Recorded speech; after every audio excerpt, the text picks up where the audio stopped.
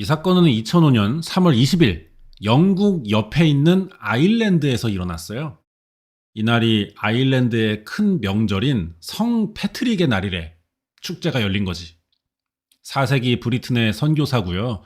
아일랜드의 수호성인 성 파트라치오를 기념하는 날이라는 거야. 성 파트라치오가 아일랜드의 역사, 문화, 종교에 어마어마한 영향을 줘가지고 이 사람 생일인 3월 17일을 성 패트릭 데이로 삼은 거야. 일단 축제 자체가 온통 그냥 민초예요. 초록색인데 성 패트릭이 아일랜드의 그리스도교 전파할 때요. 삼위일체를 세입 클로버로 설명했었대. 그래서 이 풀색을 따가지고 행사 전체를 초록색으로 꾸민다는 거지. 아일랜드에서는 크리스마스급의 중요한 명절이라고 그런다는 얘기가 있어요. 그래서 휴일도 한 3, 4일 합니다. 2005년의 3월 20일은 일요일이었고요. 연휴의 마지막 날이었어요. 이날을 아쉽잖아. 내일부터 또 출근해야 되는데 최대한 더 즐기고 싶던 아일랜드 사람들은 대낮부터 나와가지고 막 술 마시고 음식 먹고 노래 부르고 노는 거야. 아일랜드의 수도인 더블린에 사는 린다와 샬롯이라는 여자애들도요. 성 패트릭의 날을 기념해서 이 핑계로 또 낮부터 술집에 나와 축제를 즐겼다고 합니다. 명절이잖아. 그래서 오랜만에 엄마인 캐서린까지 셋이 만나기로 했어. 얘네가 자매야. 근데 엄마를 기다리는 시간도 아껴야 돼. 더 놀아야 돼. 먼저 나와가지고 있던 거지. 엄마가 좀 있다가 도착했어요. 딸들에게 인사합니다. 딸들도 웃으면서 하이맘 했어. 그리고 바로 이렇게 표정이 굳어졌대. 엄마가 뒤에 40대 남자 하나를 데려왔어. 이 사람은 엄마 남친인 파라라는 아저씨인데 딸들이 평소에 별로 안 좋아했대. 엄마도 딸들이 싫어한다는 눈치는 있어요. 알아. 근데 뭐 어쩔 거야. 내가 좋다는데. 이런 마인드라고. 명절인데 얘들아.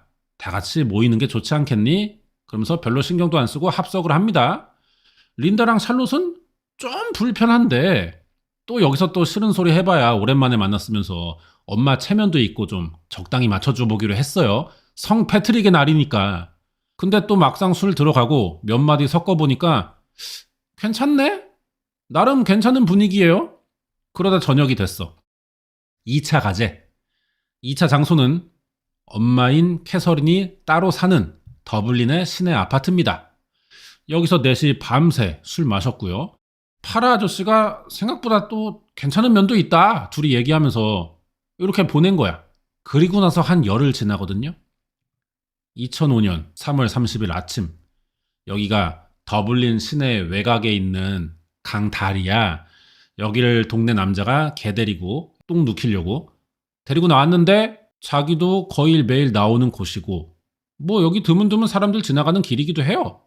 근데 이날 걔가 자꾸 걷다가 멈추다가 이래. 강물 보고 짖다가 또 걷다가 강물 보고 짖다가 이래. 안 하던 짓을 하길래 이상해서 걔가 짖는 쪽을 쳐다봤지. 그랬더니 이 강물 위에 뭐가 떠내려오고 있어. 처음엔 근처 공장이나 가게에서 버린 마네킹 다리인 줄 알았대요. 그러자니 느낌이 괜히 싸한 거야. 좀 쳐다보면서 더 가까이 떠내려올 때까지 보니까 아, 이거 사람이다. 경찰에 신고했어. 경찰이 와서 봤더니 이게 거리가 꽤 있는데도 마네킹이 아니라는 거 바로 알 수 있었대요. 무릎에서 발까지 잘린 사람 다리 한쪽이 있었고 흰 양말을 신고 있던 거야.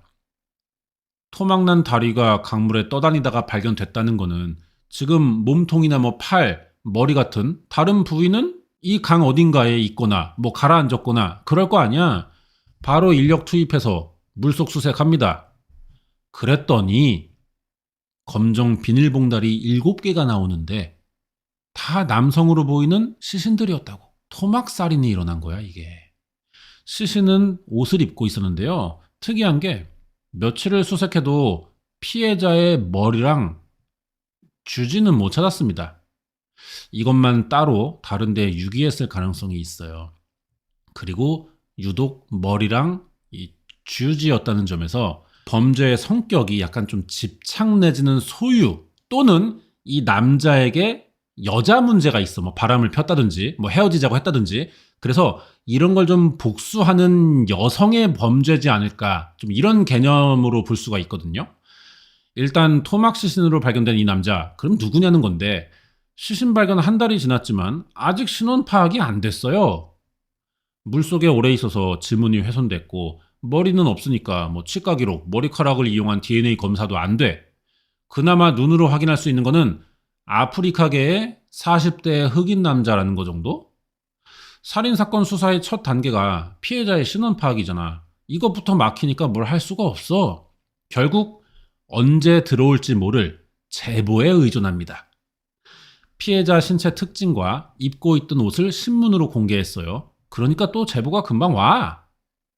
똑같은 옷만 자주 입고 다니던 사람을 내가 아는데 6주 전부터 연락이 안 된대. 그러면서 이 사람 아들의 집 주소를 적어주더라고. 경찰한테 가보라고. 그랬더니 진짜 이 집 애가 아빠를 한 달 넘도록 기다리고 있었어.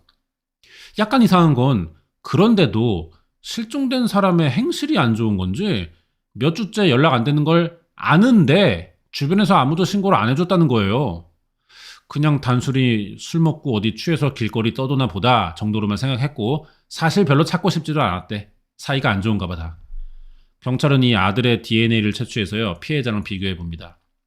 결과는 99.99999 부자 관계로 나와요. 신원이 나왔어 이렇게. 사망한 남자가 케냐 출신의 이민자인 40살 파라 스왈레 누르라고 합니다. 파라 아까 들었던 이름이죠. 린다와 샬롯이 그렇게 존나 싫어하던 엄마 캐서린의 남친이라고. 그러면 범인이 누구냐? 이 사건이요. 시저 시스터 토막 살인 사건으로 알려져 있어요. 이미 뭐 벌써 느낌 왔겠지만 자세한 내용, 왜 그런 건지 이런 것들 좀 알아보자고요. 일단 린다랑 샬롯인데 얘네가 좀 분위기가 범상치 않죠. 무슨 씨발 WWE 태그매치 팀 같아. 금발머리인 언니가 린다고요. 까만 메리아스 입은 게 동생 샬롯입니다. 아래 사람은 얘네 엄마고 죽은 남자의 여친 캐서린 이렇게 되는 거지. 이 사람들은 파라의 신원이 밝혀지자마자 체포됐어요. 범인으로 본다는 건데 근거가 뭐냐? 경찰은 파라가 죽기 전 성 패트릭의 날 연휴 주말에 이 모녀와 더블린 술집에서 만난 뒤 실종됐다는 사실을 확인했거든요. 그래서 먼저 참고인 조사로 부른 거야. 조사하는데 이 사람들이 연기를 못해. 경찰이 뭐만 물어보면 뚝딱거려. 아, 예, 파라, 언니, 어떻게 됐지? 엄마, 이래 막 이지랄 해. 그렇다고 해서 죽였냐고 볼 만한 정황 같은 건 당장 또 없잖아요. 너무 의심되지만 이틀 동안 조사만 하고 풀어줍니다. 그리고 며칠 뒤에 저 금발 린다가 갑자기 범행을 자백해버리는 거야. 토막살인인 거 이미 아는데 막상 자백 내용 들어보니까요. 내용이 너무 충격적입니다. 엄마인 캐서린, 자기 동생인 샬롯이랑 셋이 파라를 죽였고 시신을 토막 내 강물에 유기했대. 머리와 주지는 따로 근처 공동묘지에 버렸는데 수사가 시작되자 겁이 나서 찾을 수 없도록 망치와 가위 들고 가서 다시 잘게 자르고 부셔버렸다는 거야. 그래서 얘네가 가위를 범행 도구로 썼기 때문에 시저 시스터즈 살인사건이 되는 거죠. 여기서 머리를 자른 건 이해가 돼요. 범인 입장에서 피해자의 신원이 안 나오는 게 유리하니까. 근데 주지는 뭐냐고 갑자기 주지. 성에 관련된 경우에 이걸 많이 잘라요. 근데 얘네는 그게 아닌 것 같단 말이야. 이게 멍청한 새끼들이라 뉴스 보면은 살인사건에서 뭐 범인 정액으로 뭐 어떻게 해서 찾았다 이런 거 얼핏 보고 남자니까 신원 감추려면은 여기라도 잘라야겠다. 그냥 막연하게 이런 생각을 했던 거예요. 정액으로 이 사람 신원 밝혀지지 않을까 싶어서. 범행 현장이나 수법으로 범인의 성격을 알 수 있다는 말이 있잖아. 그게 프로파일링의 기본이기도 하고요. 통계상 확률적으로는 그렇지. 프로파일링은 통계적 확률에 기반하는 거니까. 그 통계를 잘 뽑는 사람들이 유능한 프로파일러고. 근데 또 예상외로 아무 의미 없거나 자기한테 오히려 불리한 증거를 일부러 만들어내는 살인범들도 많다 그래요. 빡대가리니까. 자기는 최선의 선택이었다고 판단한 건데 알고 보면 너무 상중신 짓이었던 거야. 이게 범인의 의도와 다르게 함정이 되는 경우도 있습니다. 이거 무시하고 넘어가도 되는 정황인데 경찰이 괜히 막 심각하게 해석하려 들다가 결국 잘못된 판단 해버리고 시간을 소비하는 이런 경우들도 생겨. 그래서 이런 방향을 잘 잡아서 용의자의 범위를 좁혀 나가는 게 프로파일러의 역할이다 이렇게 생각합니다. 자, 그러면은 이제 이 범인들에 대해 좀 알아볼게요. 먼저 엄마 캐서린 1955년생, 사건 당시 50살이었고 원래 애들 아빠랑 결혼해서 6남매 낳았어요. 근데 둘 다 노동자 계층이라 형편이 어려워. 근데 얘 엄마가 무능하다고 남편 욕을 개 많이 하는 거야 맨날. 아니 존나 이해가 안 가는 게 지가 애초에 이 정도 끝밖에 안 되니까 비슷한 남자랑 결혼한 거 아니야. 결국 지가 무능한 거나 마찬가지라고. 근데 왜 씨발 그게 오로지 남편만의 문제냐고. 그러면 지라도 돈을 벌든가. 안 그래? 정작 지는 남편이 벌어오는 그 얼마 안 되는 돈 가지고 욕하면서 그거 들고 나가 맨날 술 사쳐 먹어요. 남편도 문제가 없는 건 아니야. 얼마 안 되는 돈 벌어와 봤자 나 무시만 당하니까 아예 애들이랑 집안일에 신경을 안 써. 거기에 캐서린은 이미 케냐에서 온 파라 누어라는 그 사람과 불륜을 저지르고 있었습니다. 얘가 또 10살 어린 남자야. 여기에 남편이 빡쳐가지고요. 아예 나가 살았어요. 부부 생활은 이제 뭐 파탄난 거나 마찬가지지. 애들이 이런 데서 어떻게 크냐. 남편은 캐서린이 오랫동안 자기한테 막말하고 폭행을 저질러 온 데다 바람까지 나서 도저히 같이 살 수 없으니 집을 나왔다고 했는데 사실 이거 누가 먼저 잘못했는지 가리는 게 의미가 없는 상황이기도 했습니다. 남편 집 나갔고 바람 나서도 결혼한 건 아니니까 캐서린은 혼자 애를 키우는 거죠. 나이 많은 애가 30살 린다입니다. 사건 당시 30. 린다는 학교를 일찍 그만뒀대요. 고등학교 때 얘가 임신했어. 고딩엄빠가 돼버린 린다는 지 엄마 닮아가지고 정신 못 차리고 또 애를 셋이나 더 낳아. 근데 애들 아빠랑 헤어지면서 혼자 키우게 됐던 거야. 학력도 짧아. 별로 일할 생각도 없어. 어쨌든 먹고는 살아야 하니까 결국 하는 게 성매매인 거죠. 이 돈도 씨발 애들 분유값이 아니라 지 술 사쳐먹고 마약 사는데 씁니다. 그럼 이 자식들은 어떻게 동생이 키우는 거예요. 일단 할머니인 캐서린도 알코올 중독이고 도벽도 있어요. 경찰서를 존나 들락거리네. 이런 거 보고 큰딸이 또 엄마가 됐으니 뭐 이게 제대로 되겠냐 집구석이 진짜. 얘가 동생인 샬롯입니다. 나는 뭐 언더테이커인 줄 알았어. 1983년생이고요. 사건 당시 어려요. 21살. 지언니 대신 조카들 키웠는데 이 기집애도 똑같아. 알코올에 약 중독돼 있고 맨날 술 취해서 사람들한테 시비 걸고 때리고 아주 그냥 스트리트 파이터야. 그럼 이제 살해된 파라 스왈드 누르를 알아볼 차례인데 피해자라 그렇지 이 새끼도 알고 보면 걔 씹쓰레기 그 잡채입니다. 1965년 케냐의 몬바사라는 데서 태어났어요.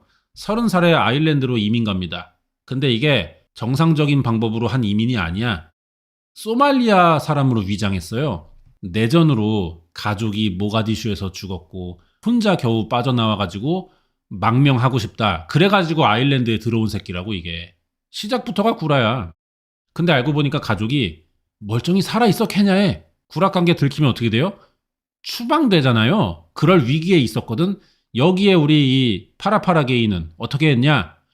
1999년이었는데 사귀던 여친이랑 애를 낳아버려. 이걸 핑계로 아일랜드 아이의 아버지가 됐기 때문에 나는 여기서 살아야 된다. 이렇게 우긴 거야. 법원에다가. 젖같지만 맞는 말이라 시민권을 줄 수밖에 없었어요. 근데 씨발 또 국적 따자마자 애 엄마랑 헤어집니다. 지 비자 해결하려고 여자랑 애를 이용한 거지. 시민권 생겼어? 케냐 갈 필요 없지? 파라는 이제 지 젖대로 살기 시작합니다. 얘도 술 처먹고 길에서 사람들에게 행패 부리고 그래. 씨발 캐서린이랑 사귈 수밖에 없는 운명이었어. 폭행전과 8개, 성범죄도 3번이에요. 다 교도소 갔다 왔고. 출소에서도 여자들 협박하고 때리고 돈 뺏고 존나 아나무인이야. 그러다 2002년에 더블린 술집에서 10살 누나인 캐서린을 만나는데 이 새끼가 먼저 들이댔대. 막 말 웃기게 하고 재롱 떨고 어리니까 캐서린이 또 괜찮게 본 거지. 캐서린이 남편을 못 살게 군 시점이 이때부터예요. 이혼하고 싶은데 나 바람났으니 헤어져. 이건 안 통하잖아. 그래서 못 살게 굴어 내쫓은 거야. 역시 흑인에게 간 여자는 돌아오지 않는다. 이 옛 선인들의 속담이 틀린 게 없죠. 어차피 딸들도 다 독립해서 나가 살겠다. 아예 파라를 집에 들여앉혀. 근데 이 파라를 딸 둘이 유독 좋아하지 않았던 거죠. 린다랑 샬롯이. 애초에 씨발 어릴 때부터 이런 것만 보고 자랐으니 린다랑 샬롯도 제정신 아니지만 사람 보는 눈은 있다고. 결국 파라의 습관이 나와버립니다. 캐서린도 때리고 욕하고 막 지랄을 쳐. 여기에 우리의 캐서린 안 헤어집니다. 그렇다고. 딸들이 먼저 그러죠. 헤어져라 왜 사귀냐. 그러니까 여기 엄마가 우리 파라는 술 마실 때만 그렇지 술 끼면 또 괜찮아. 그리고 흑인이잖아. 이 지랄하면서 3년을 계속 살아요. 캐서린이 자식들 중 가장 자주 만나고 친한 게 큰딸 린다, 샬롯, 얘는 막내예요. 얘들이 싫어하니까 항상 밖에서 엄마랑 따로 만났던 건데 2005년 3월 20일 성 패트릭의 날 약속 장소에 엄마가 예정에도 없던 파라를 데리고 와버린 거야. 씨발 어떻게 일단 왔으니 억지로 놀았는데 술 들어가고 하니까 또 분위기가 괜찮아. 그러다 저녁에 2차로 엄마인 캐서린의 집으로 몰려갔고 여기서 사건이 일어난 겁니다. 딸들이 다 알코올에 약 중독자예요. 엄마 집에 오자마자 바로 주방부터 가더니 약부터 까잡수고 있는 거야. 엄마인 캐서린은 알코올 중독이긴 하지만 약은 안 했거든요. 근데 이날따라 자기도 하나를 달래. 그래서 줬더니 이걸 지가 먹는 게 아니라 파라가 먹을 술에 타 섞습니다. 캐서린이 술집에 파라 데리고 갈 때부터 죽일 생각을 했었나 봐. 그 전부터도 뭐 결심을 했겠죠. 이제 파라가 술과 약에 취하잖아. 애가 마탱이 갔어요. 혼수 상태야. 여기서 예상치 못한 상황이 생깁니다. 파라가 씨발 갑자기 큰딸인 린다를 막 끌어안고 주물러. 이걸 본 캐서린이 승질 나가지고 딸들아 나를 위해 저 새끼를 없애줘 부탁을 했어. 딸들도 이미 술 먹었겠다 약 빨았겠다 눈에 보이는 거 없어. 안 그래도 젖같은 아저씨가 막 주무르기까지 하네. 엄마가 또 허락한 살인이야. 못 참지 이거. 바로 이때다 싶어가지고 칼 망치 들고 두드려 패고 찌른 겁니다. 신체 건장한 성인 남자라도요. 체격이 이런 여자가 막 칼 들고 망치 들고 덤비는데 이거 흑인이고 뭐고 안 된다고. 둘이서 한 20분을 미친 듯이 공격했대. 정신 차려보니까 파라 몸에 27개가 넘는 자상이 생겼고 망치에 맞아 부러진 뼈는 막 살을 뚫고 나왔어요. 파라가 사망하자 린다와 샬롯은 갑자기 정신을 차립니다. 지들이 저지른 일에 지들도 놀라서 한동안 말을 못하고 가만히 서 있었대. 이 정적을 깨고 먼저 말한 게 엄마죠. 딸들이 지 남친 죽이는 동안 자기는 혼자 다른 방에 가 있다가 조용해지니까 나와서 다 했니? 그럼 이제 치우자. 이래. 시신 처리해야 되는데 얘네가 뭐 방법을 알아요? 애초에 이게 계획한 일도 아니고 막막하잖아. 이 방법도 엄마가 알려줍니다.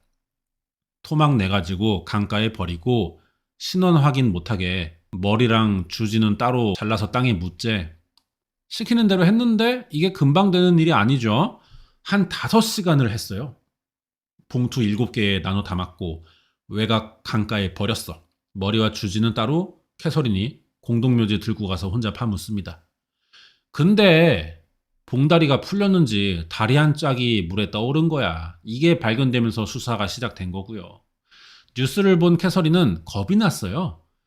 증거를 조금이라도 더 없애기 위해 땅에 묻은 파라 머리랑 주지를 더 잘게 조사버립니다. 그래서 결국 머리와 주지는 발견이 안 됐어. 경찰은 시신이 파라 누르라는 걸 확인하자 바로 캐서린, 린다, 샬롯을 불렀죠. 특히 샬롯 얘가 좀 성격이 빡센가 봐. 이거는 이제 사건 끝나고 감옥에 들어갔을 텐데 이게 감옥입니다. 지 생일 파티에 이거는 남자 재소자고요. 생일 파티였는데 사진을 저렇게 찍은 거야. 뭐 씨발 칼을 어디서 났는지 모르겠지만 이 인간의 성격도 여기서 보이는 거죠. 엄마가 시켰긴 했지만. 참고인 조사했어요. 뚝딱 이는 게 수상하지만 증거가 없으니까 조사만 하고 보내줬거든. 근데 린다가 막상 경찰서까지 와보니까 더 겁이 난 거지. 사람 죽였다는 죄책감도 있어, 언니는. 그리고 TV만 틀면 이 사건 나오는데 압박감이 심할 거 아니에요. 그래서 며칠 잠도 못 자고 고민하다가 꼴에 장렬합시고 지발로 찾아가 자수합니다. 작년대 또 의리는 없어요. 엄마랑 동생 이름을 다 불어서 같이 체포됐던 거야. 이 엄마가 가관인 게요. 딸이 먼저 자수했고 체포된 거란 말이야. 이때 자기 혼자 머리 염색하고 영국으로 튑니다. 약을 하긴 했나 봐. 염색한 거 보니까. 2년간 도망 다녔는데 나이도 있고요. 힘들겠지. 2008년에 지발로 아일랜드 돌아와서 이미 수배됐으니까 공항 들어오자마자 체포됐죠. 이 사건의 흑막은 엄마잖아. 엄마가 딸들 시켜서 지 남친 죽인 거잖아. 근데 살해 순간에는 혼자 다른 방에 있었다고? 이게 문제예요. 검찰이 린다랑 샬롯만 살인 혐의로 기소했어. 캐서린은 경찰에 허위 정보 줘서 수사를 방해한 혐의, 범죄 현장을 은닉해 정리를 도운 혐의로만 기소됩니다. 캐서린은 공범이라는 거지. 얼탱이 없지만 법리적으로 그래요. 이제 재판인데 아니 씨발 3명 다 자수해놓고 갑자기 무죄를 주장합니다. 파라의 육체적, 정신적 학대에 지쳐있는 우리는 스스로를 지키기 위한 정당방위였대. 야 그럴 수가 없지. 씨발 말 같은 소리를 해라 좀. 머리랑 주지 잘라서 부셔놓고 뭘 정당방위야. 말도 안 되는 소리 하고 있어. 결과는 어떻게 나왔냐? 일단 딸들은 혐의 인정 다 돼서 린다가 15년, 언더테이커가 무기징역 나왔어요. 린다는 자수해가지고 형이 좀 줄은 것 같아. 문제는 엄마이니 캐서린 씨가 5년 5개월밖에 안 나왔다는 거죠. 2024년 10월에 나온대. 씨발 이번 달이야? 며칠 안 남았어 이 아줌마. 15년 맞은 린다는 2018년에 12년 수감하고 모범수였나? 출소했고요. 앞으로는 자기 인생 살고 여동생이나 엄마하고는 엮이고 싶지 않다고 하더라고. 사건은 여기까지고요. 이 집구석 얘기나 좀 더 하자면은 진짜 개판이에요. 엄마 캐서린이랑 딸 둘 다 살인죄로 감옥에 갔잖아. 6남매 중에 이제 요 새끼가 있어요. 셋째 아들이야. 제임스 멀홀이라고 봐봐 수갑 차고 있어. 2011년이었는데 성매매하는 여성을 폭행하고 돈을 뺏었대. 집으로 불러. 출장 서비스야. 불러서 할 건 다 해. 근데 끝나면 돈을 안 줘. 그래서 여자가 따지면은 돈 달라고. 그때 때리고 갖고 있던 돈까지 뺏어서 쫓아내요. 이걸 이제 2명이 신고해가지고 잡혔어. 불법 성매매 혐의까지 붙은 거지. 여자들은 안 잡혔어요. 아일랜드는 성매매가 파는 건 괜찮은데 사는 사람만 처벌된대. 뭔 소리냐? 씨발 사면 안 되는 걸 파는 사람도 문제가 있는 거 아니에요? 근데 왜 씨발 거 사는 새끼한테만 지랄이요? 이 나라도 뭔가 이상해. 제임스가 얘도 자식이 6명입니다. 여기에 린다 자식이 또 넷인데 누나 빵 들어갔으니까 자식들을 혼자 키우고 있었거든요. 애만 열이야 책임져야 될 게.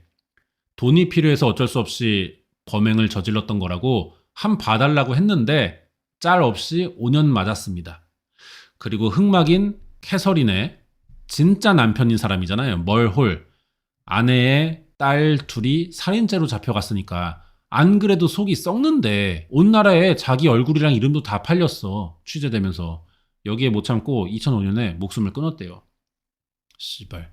이 남편은 불쌍해서 어떻게 이거 진짜. 결혼 잘해야 된다. 사건은 여기까지고요. 다음 주에 또 재미난 얘기 야무지게 쪄서 오겠습니다.